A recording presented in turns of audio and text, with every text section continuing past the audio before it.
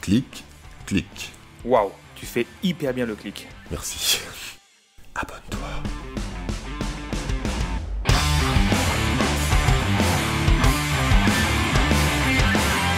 Un repas d'affaires, un date, un dîner en ville, une fête entre amis, DTC vous donne les moyens de briller en société avec 8 infos sur la santé que les gens ne connaissent pas. C'est cadeau, c'est la première salve, et on commence tout de suite avec... Vous connaissez la petite goutte? Celle qui a tendance à finir dans le slip. Eh ben on va apprendre à s'en débarrasser. Alors oui, ça concerne plutôt les gens qui possèdent un pénis, mais si vous en avez dans votre entourage, vous pourrez leur expliquer. La petite goutte, quand vous avez fini, elle reste coincée dans l'urètre, là, au niveau de la flèche rouge, parce que vous avez vu, ça fait un coude. Et quand vous relâchez tout, bah, ça se vide, comme un tuyau d'arrosage. Donc vous comprenez bien que ça sert à rien de secouer votre truc dans tous les sens pour la faire partir là. Elle est trop loin, la petite goutte. Ce qu'il faut faire, c'est appuyer avec votre pouce là où il y a la flèche bleue. Oui, entre les roubignoles et le... Et puis vous poussez vers l'avant pour l'expulser. Oui, et après vous vous lavez les mains, je vais pas tout vous dire, je suis pas votre mère. En tout cas, faites le test, vous verrez, ça marche. Le nombre de slips et de dignités que je vais sauver, moi, si je pouvais, je me donnerais une médaille. On vous a déjà dit qu'il fallait surtout pas boire d'alcool quand on est sous antibio parce que ça annule l'effet des médicaments? Bah c'est des conneries. Attention, ça veut pas dire que c'est une bonne idée de se mettre une mine. Le plus souvent, alcool plus antibio égale pas de soucis, mais il y en a avec lesquels c'est pas conseillé parce que ça peut donner un coup de chaud. Des fois, rien de méchant, des fois, c'est plus vénère et c'est jamais agréable. Surtout quand on est déjà malade. Ouais, quand on prend un antibio, c'est qu'on n'est pas au top. Et l'alcool, ça fait pas du bien à notre petit corps. Ça déshydrate, pas génial, et ça peut donner la chiasse, comme certains antibiotiques. Double peine, pas ouf. Et puis c'est le foie qui élimine l'alcool et pas mal d'autres substances, genre certains antibiotiques. Donc si vous buvez beaucoup d'alcool, il va pas pouvoir tout faire, ça risque de s'accumuler et ça va pas vous faire du bien. Donc si vous êtes sous antibio et que vous êtes obligé de boire l'apéro, ça peut arriver. Buvez pas trop, mais surtout avant, vérifiez que l'alcool est pas déconseillé avec ce que vous prenez. C'est hyper facile, c'est marqué sur la notice. Vous avez vu ça? C'est joli, hein, vous savez ce que c'est? Une sangsue. Pas n'importe quelle sangsue, une Hirudo medicinalis. Une sangsue médicinale. Et ouais, une sangsue qu'on utilise pour soigner. Ça s'appelle l'hirudothérapie et ça existe depuis l'Antiquité. Alors, qu'est-ce qu'elle a de spécial cette sangsue? Eh ben, elle a 10 yeux, 2 ventouses, 3 mâchoires d'une centaine de dents, et elle a surtout de la salive. Et dans sa salive, il y a plus de 30 substances actives différentes, qui diminuent l'inflammation, qui rendent le sang plus liquide et qui calment la douleur. Donc à l'hôpital, on utilise les sangsues quand le sang a tendance à stagner, comme après une greffe ou une réimplantation de membre. En attendant que la circulation se refasse normalement, elle file un coup de main en nettoyant et en aspirant tout ça. C'est facile, il suffit de les poser où on veut, et quand elles ont fini leur repas, quand elles sont bien pleines de sang, bah elles se décrochent toutes seules. Voilà, une sangsue ça coûte 7 € et on peut s'en servir pendant plusieurs mois. Vous savez ce que c'est ce truc là, tout là-haut? Un pignon de pain. Allez, à demain. Mais non. Ok, donc un pignon de pain, et au bout de la flèche, c'est la glande pinéale. Le plus petit organe du corps humain. Bon, alors, quel rapport? Eh ben, ils font la même taille, à peu près 8 mm, et elle a une forme de pomme de pain. D'où son nom. Mais le truc le plus dingue, c'est que cette petite crotte planquée en plein milieu de notre cerveau, là, c'est la bosse de notre rythme biologique, et notamment de notre sommeil.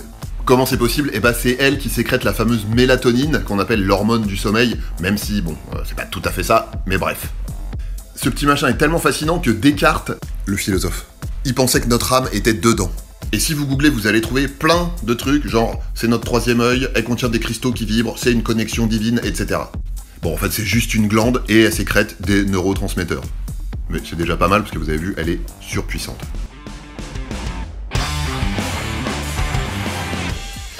Est-ce que vous savez ce que c'est le problème de ces orteils? À part le fait que manifestement leurs propriétaires se rongent les ongles des pieds, je veux dire. Eh bah, ils ont le Covid. C'est des orteils Covidés. Alors, c'est pas vraiment eux qui ont le Covid, hein, c'est l'être humain qui est juste au-dessus, mais ils sont quand même atteints. Le fait qu'ils soient tout rouges et tout gonflés comme ça, comme s'il y avait des engelures à cause du froid, en fait, c'est une inflammation et on a remarqué que ça touchait un certain nombre de malades. Mais on n'est pas vraiment sûr de savoir exactement pourquoi et apparemment ça pourrait toucher d'autres parties du corps. En avril dernier, il y a déjà des dermatologues qui avaient remarqué ça et qui avaient prévenu que c'était possible que le Covid donne des acrosyndromes. Oui, c'est le terme scientifique si vous voulez vous la péter un petit peu. Et là voilà, ça a été de nouveau confirmé par des médecins, le Covid, a priori, peut donner ce genre d'inflammation des orteils.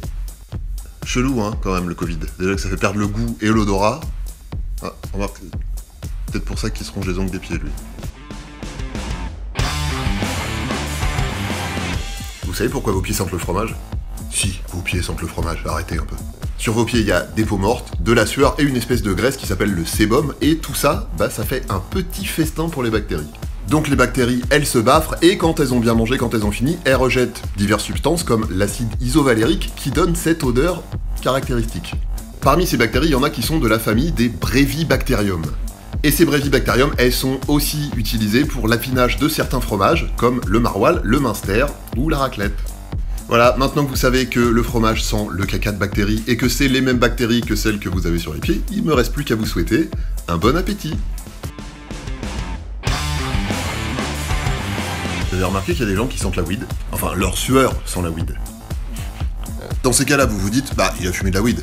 Bah oui, non, pas sûr. L'odeur corporelle, c'est comme un cocktail. Dans notre sueur, on rejette plein de substances odorantes différentes. Le caca des bactéries qui mangent notre sueur, par exemple. Il y a un chercheur qui a analysé les composants chimiques odorantes de la sueur et de la weed, et il y en a une dizaine en commun.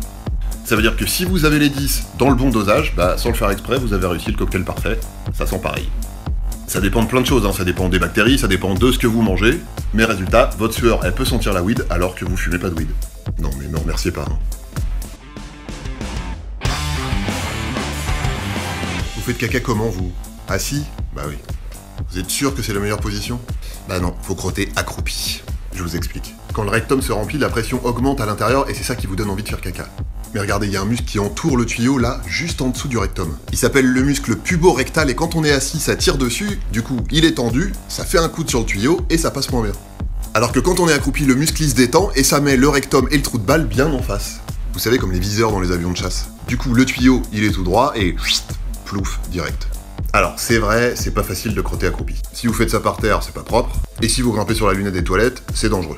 Mais ce qui est important pour que le muscle soit bien détendu, c'est d'avoir les jambes à 35 degrés par rapport au ventre, c'est-à-dire d'avoir les genoux au-dessus des hanches. Et pour ça, il suffit de s'asseoir et de mettre un truc sous ses pieds pour les surélever. Essayez, vous me direz. Enfin non, vous me direz pas, je préfère pas.